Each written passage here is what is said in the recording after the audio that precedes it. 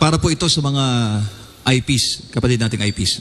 Pabor po ba kayo sa pagsasabatas ng Department of Indigenous Peoples Affairs? Magkaroon po ng boses sa inyong gabinete para po sa mga IP.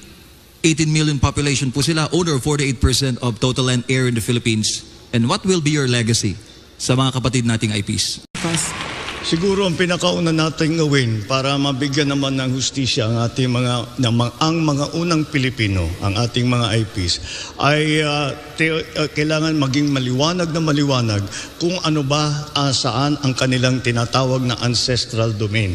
Kung ano yung lupa nila mula nung unang panahon ay kanila na yan. Kailangan kilalanin ng pamahalaan, kailangan kilalanin ng batas yan.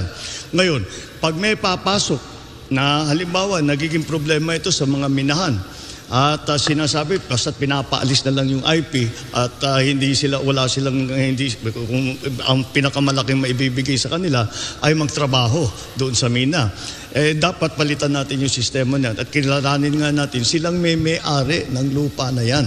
At pagka nagawa natin yan at naging maliwanag kung ano ang ancestral domain ng bawat tribo, ng bawat IP, ay ang gagawin natin, ang trato natin sa kanila, parang pangkaraniwan na mamamayang Pilipino. Kung lupa nila, dapat kung sino man ang papasok na malaking negosyante, hindi naman sila pwedeng paalisin doon. Meron silang gagawa sila ng joint venture doon sa may-ari ng lupa. At kung ano man ang kinikita doon sa lupa ng ancestral domain ng mga IP, dapat mapunta sa mga IP.